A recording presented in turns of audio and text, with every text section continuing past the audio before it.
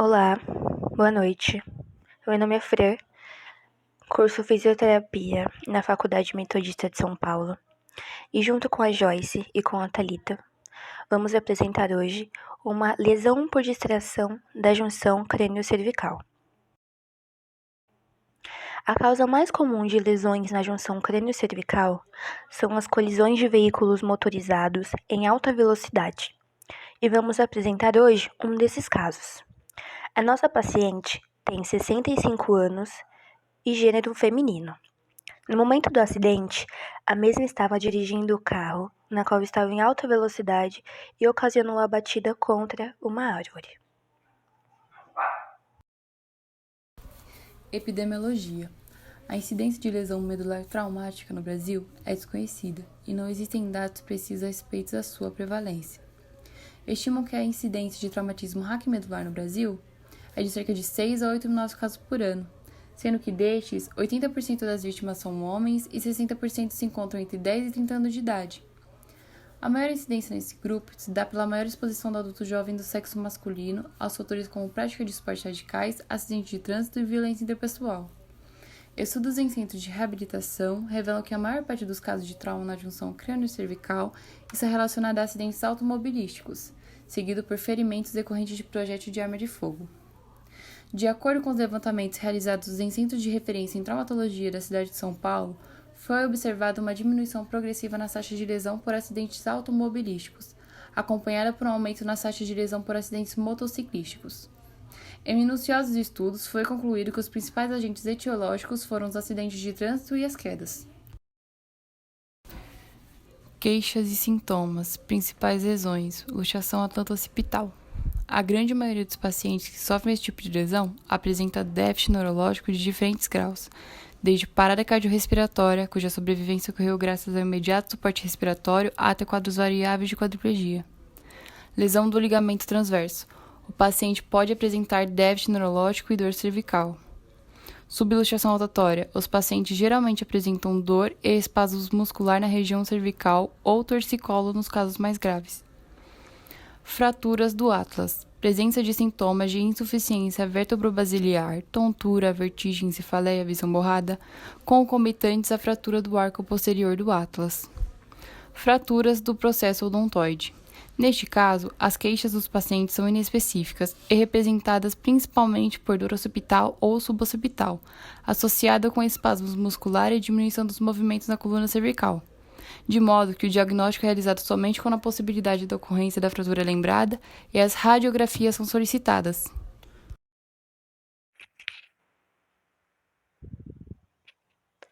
Anatomia do crânio cervical.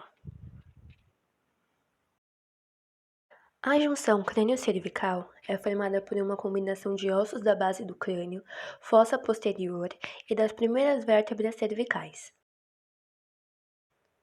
A base do crânio se estende desde as linhas nucais superior, no osso occipital posteriormente, até os dentes incisivos superiores e anteriormente. Este aspecto do crânio possui várias estruturas importantes.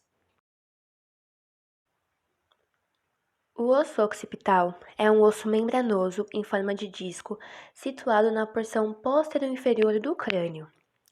Os acidentes anatômicos do osso occipital relevantes em nosso estudo é o largo forame magno, situado anteromedialmente em sua base, por onde passa a medula espinhal, as meninges, raízes espinhais, ramos meníngeos da primeira ao terceiro nervo cervical, artérias vertebrais e artérias espinhais.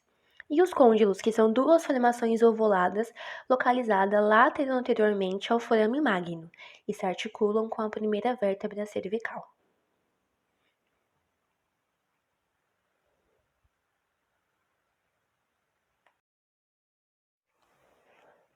A primeira vértebra cervical, o atlas. O atlas é uma vértebra cervical atípica, pois não possui processo espinhoso nem corpo vertebral. É também a mais larga vértebra cervical, possuindo tubérculos anterior e posterior que nenhuma outra vértebra tem. O atlas é constituído por duas massas laterais, as apófises articulares, que se articulam com os côndilos occipitais e apresentam um prolongamento lateral, as apófises transversas, que se unem entre si através dos arcos anterior e posterior.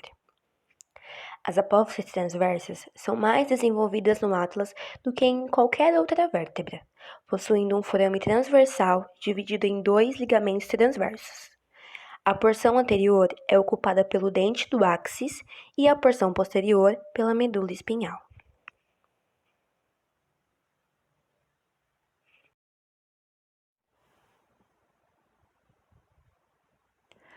O áxis. O áxis é a segunda vértebra cervical. Tem este nome por servir de eixo para a rotação do atlas e do crânio que ele suporta. Também é uma vértebra atípica, por apresentar uma estrutura em formato de dente, o processo odontoide, que se articula com o atlas em um processo espinhoso ascendente.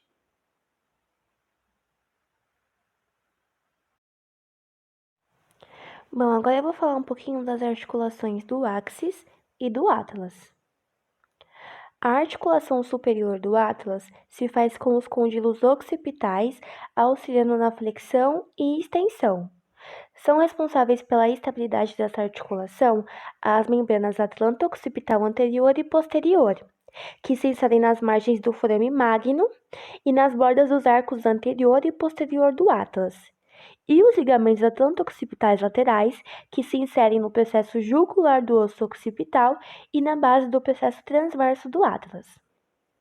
O atlas articula-se antero-inferiormente com o processo odontoide e postero-inferiormente também com o áxis, através do processo articular do áxis.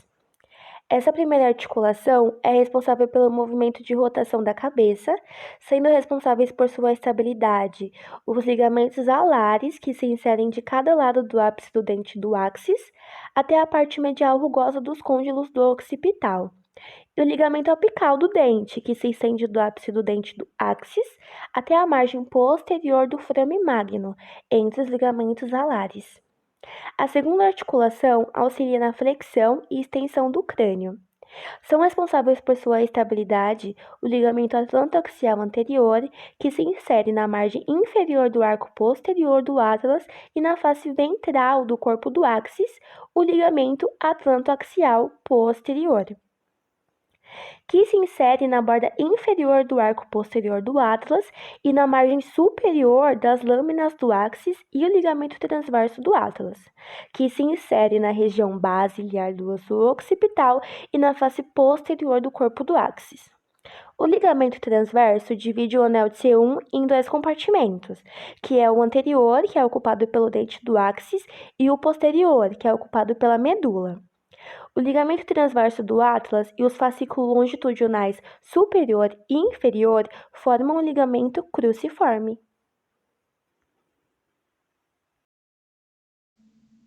Avaliação do exame.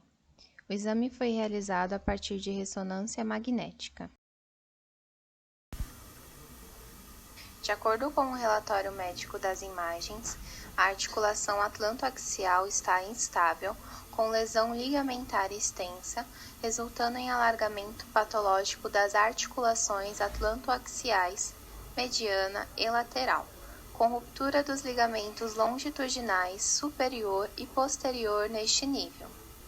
Isso está associado ao alargamento do espaço pré-dentado, com ruptura parcial da membrana atlantoaxial anterior, ruptura do ligamento transverso, com aparência ondulada e avulsionada no lado esquerdo, e também com ruptura da faixa longitudinal do ligamento cruciforme. Há um aumento de sinal na região do ligamento nucal e ligamento interespinhoso nos níveis de C1, C2 e C3.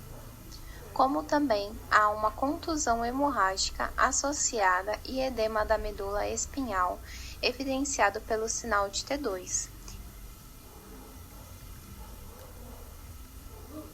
Nessa primeira imagem, é possível identificar uma lesão no processo espinhoso que está em processo de degeneração em C3 e C4.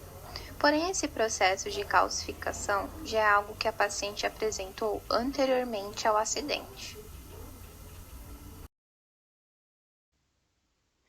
Nesta imagem, é possível observar um processo de tração.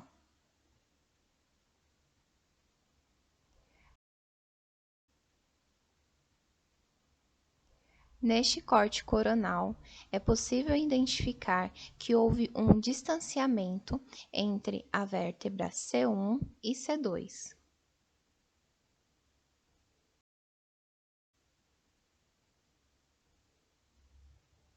Neste corte sagital, em T2, identificamos também o distanciamento da C1 e C2.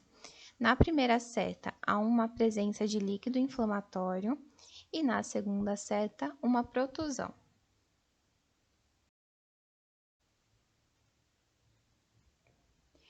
Nesta imagem, é possível ver com mais clareza o processo inflamatório, que se destaca pela sua cor vibrante.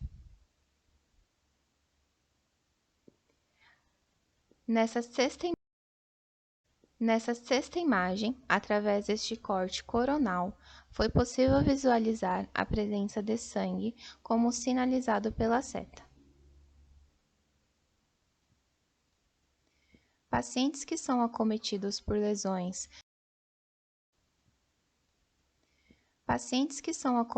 por lesões por distração da junção crânio-cervical são frequentemente acompanhados por um comprometimento neurológico e vascular significativo. Muitos pacientes que sofrem dessas lesões morrem como resultado direto ou apresentam profundas sequelas sensoriais, motoras ou déficits, incluindo a tetraplegia e dependência de ventilador. O tratamento consiste no uso de medicações, acompanhamento médico e fisioterapêutico. O diagnóstico precoce, assim como a fisioterapia para a estabilização da coluna cervical e suporte cardiorrespiratório, são fundamentais para a sobrevivência ou a recuperação do paciente.